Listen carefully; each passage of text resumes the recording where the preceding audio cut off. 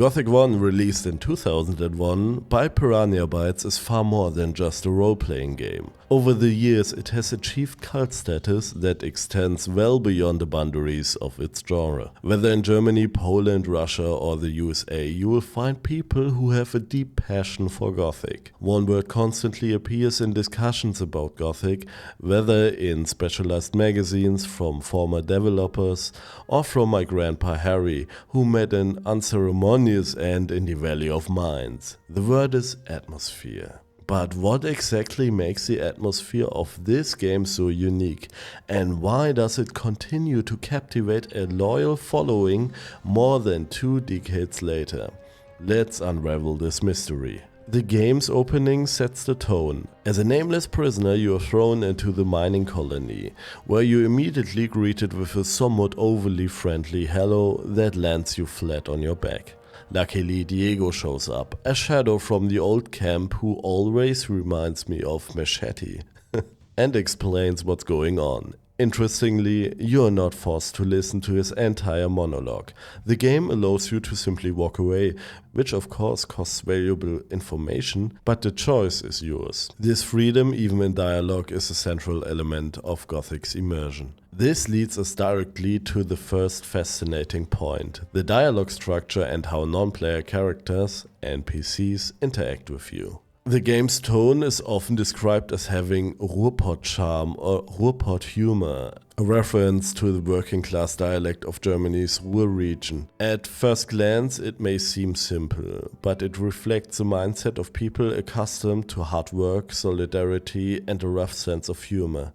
This direct on Polish tone fits perfectly with the grim setting of the colony, where life is often brutal and there's no room for sugarcoating. Now and then, after a provocation of the nameless hero, you'll get a dry response like, "A funny guy, I don't like funny guys," and shortly after you'll find yourself in the emergency room. Another standout feature is the nameless hero himself. He has a predefined appearance, but nothing is known about his past.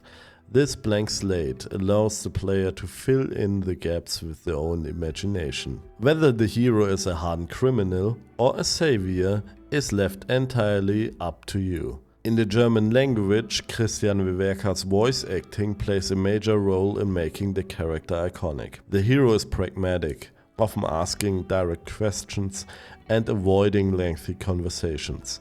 His cynical and sometimes sarcastic demeanor mirrors the harshness of the colony. The world has hardened him, and it shows in his tone, especially toward authority figures, whom he confronts without fear or deference. He remains the anti-hero, inspired by Snake Plissken from the movie Escape from New York, who roams a dystopian world, cynical and rebellious. Although the hero is often forced to complete tasks for others, it never feels like he does so out of altruistic motives. He always weighs the benefit for himself. A classic example of this is his typical question, "What is in it for me?"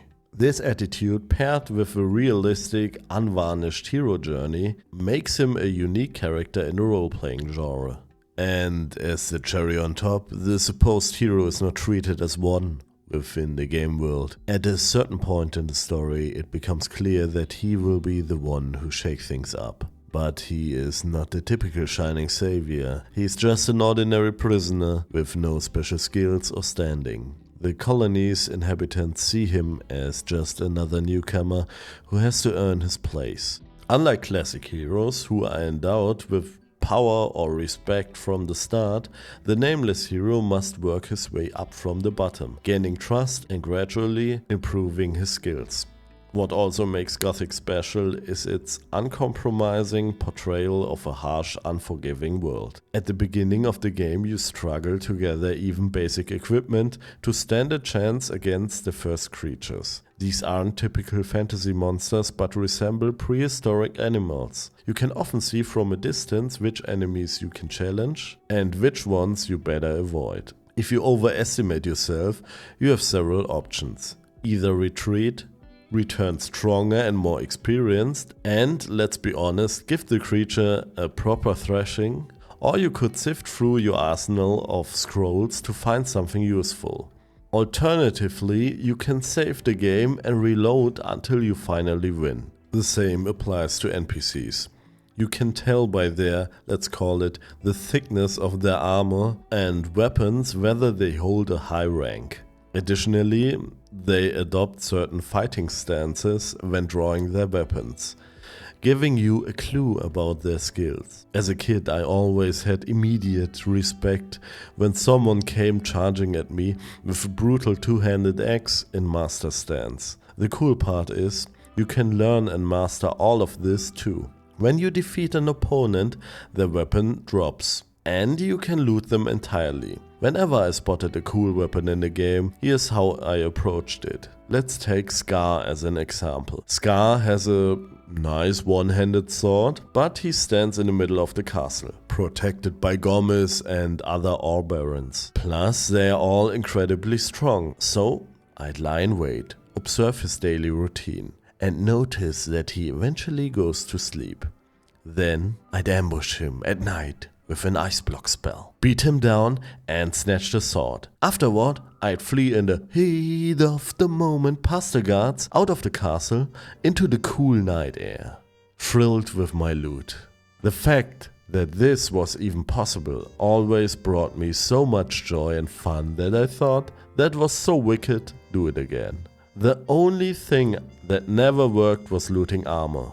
Honestly, it would have broken the immersion. In games like Morrowind it was possible, but armor stats worked differently there, and everything had weight. So it depends on the game where you include such a feature. Personally, I think Gothic made the right decision by making the next upgrade in armor something you had to earn. The smiths in the camps would tell you that you hadn't been around long enough to deserve better armor, even if you had the necessary ore in your leather pouch. It's a nice organic way to limit character progression. To me, that's exactly what makes a role-playing game so inviting and contributes enormously to the atmosphere. Nothing is handed to you. You have to find your own way. When a hulking shadow beast blocks your path, you think twice about how to proceed.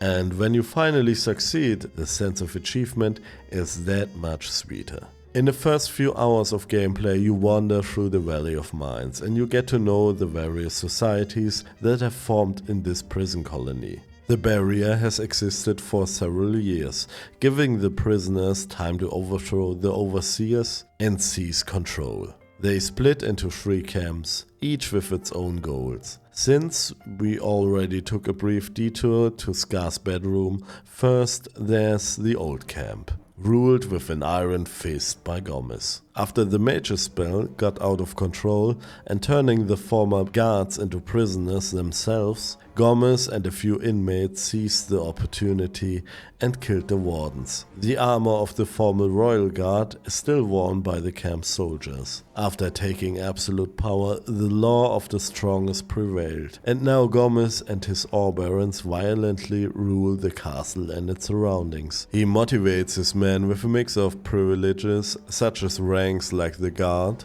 fear, and goods from the outside world.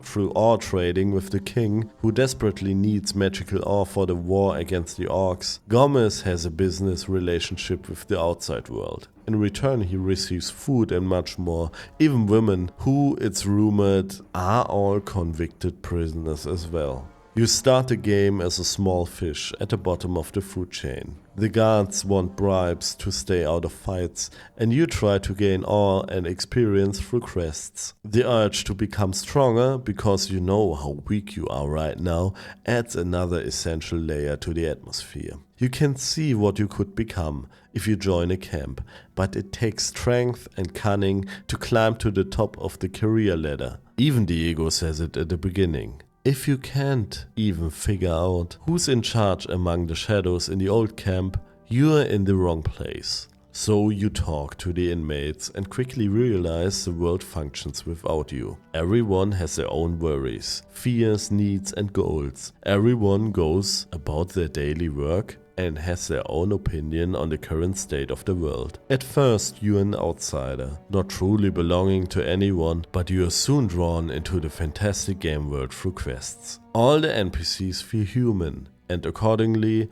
you take the game seriously. you'd actually feel bad about unleashing a rain of fire in the middle of the marketplace because you'd lose all those personalities in an instant. And that's what I call atmosphere. No, I'm redefining it.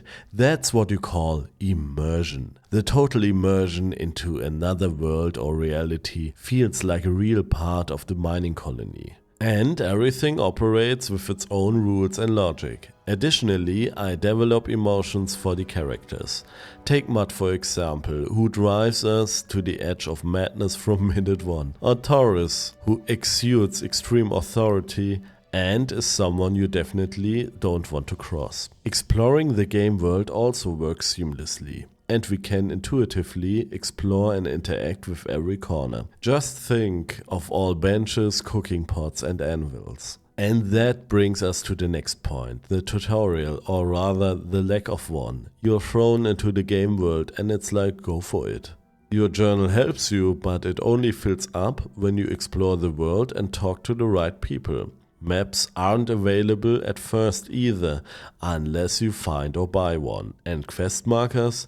Not a chance. At best you get a vague description of where to go.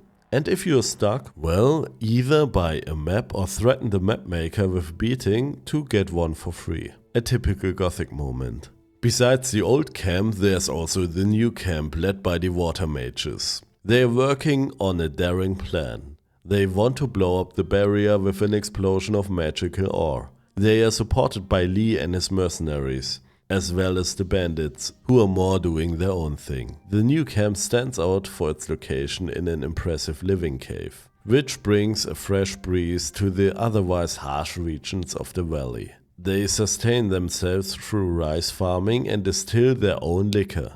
While the old camp is dependent on the outside world, the new camp, with the help of the mages, aims to break free from the prison created by the mages. And then there's the third faction, the infamous swamp camp. Here the novices, templars and gurus have built a lucrative monopoly by cultivating the drug swampweed. When you enter the camp, you are greeted by a strange mix of hippie commune and pagan cult. While the gurus preach about the sleeper, their spiritual leader, or god I would say, the Templars protect the camp from the dangers of the swamp, and novices who perform simple tasks like pounding herbs complete the picture. They live in simple tree houses and huts built on stilts, giving the camp an almost dreamlike atmosphere.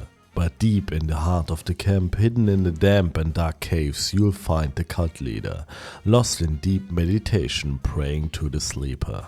But who or what is the sleeper really? It's not until late in the game that its true nature is revealed. The sleeper is not a divine savior, as the gurus believe, but a dark archdemon of Belia, and heavily responsible for the miscreation of the magical barrier. However, for a long time, the sect believed that the sleeper had granted them special powers, known as sleeper magic, and would soon free them from the barrier. In hindsight, someone should have probably told them to curb their consumption of swampweed a bit. The musical accompaniment echoing throughout the camp also stands out. It transports the player into the mysterious world of the swamp.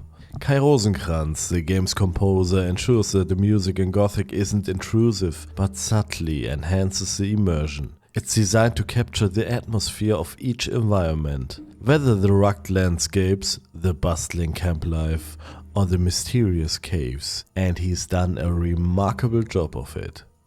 Especially in the second part of the series, you can hear how his music made a real leap in quality. At this point, we mustn't forget the most distinctive feature of Gothic's world, the magical barrier. This impenetrable dome mercilessly traps everyone within its range, with no way out. It serves as a natural boundary mechanism for the game world and is probably one of the most creative ideas the development team had to meaningfully limit the explorable area. Those who try to pass through the barrier quickly learn that life inside the dome is kinder than the inevitable death waiting outside. In this prison sits the nameless hero, and the fact that there are no invisible borders restricting his movement significantly enhances the immersion and credibility of the game world. What's fascinating is that both the new camp and the swamp camp are feverishly seeking ways to escape the barrier, while the old camp, under Gomez's leadership, clings to it because it grants him and his Ore-Barons ultimate power and untouchability. The graphics of Gothic 1 play a central role in creating the game's unique atmosphere. Through the use of desaturated, dark textures and the deliberate design of the world as a perpetually grey twilight, a sense of oppression is evoked, perfectly matching the rough, merciless world of the game. This atmospheric effect heightens the feeling of isolation and imprisonment within the magical barrier. At the same time, the game manages, despite the prevailing gloom, not to feel colorless or monotonous. The graphics successfully depict a vibrant, albeit threatening world. Whether it's the fortress-like castles, the primitive huts of the sect, or the mighty ancient forests. The architecture and design of the world give Gothic 1 an unmistakable look. This distinctive visual style contributes to the immersion, as it places the player in a harsh environment that feels authentic and believable. In conclusion, Gothic, with its consistent world building and multi-layered factions, is a masterpiece of immersion. Every decision by the developers, from the structure of the three camps to the strict separation of social classes to the magical barrier, fits seamlessly into a world that functions as a living, breathing system. The inhabitants of the world don't seem like mere NPCs, but like almost real people with their own goals, needs and conflicts. Sure, it's still a game, but I hope you understand what I mean. They have the potential to grow on you and not be quickly forgotten. Mike Hoge, one of the main developers, placed great importance on ensuring that the game world isn't just a backdrop, but challenges the player. Gothic demands that you put in effort, learn, and assert yourself in an unforgiving environment. This steep learning curve heightens the feeling of both danger and achievement. Every success feels earned because it was hard fought. This approach significantly contributes to the dense atmosphere, as the player is constantly engaged in the struggle for survival, and the world never adjusts to them. The world is not just a backdrop. As I said before, it is the true protagonist of the game. The rules of the world are clear and uncompromising. It's up to the player to understand them and adapt. This lack of modern gaming aid, along with the freedom to discover, fail and rise again, creates a sense of depth and immediacy. In Gothic, you are not an all-powerful hero, but a part of a harsh living reality. And I think this is what makes the game so great.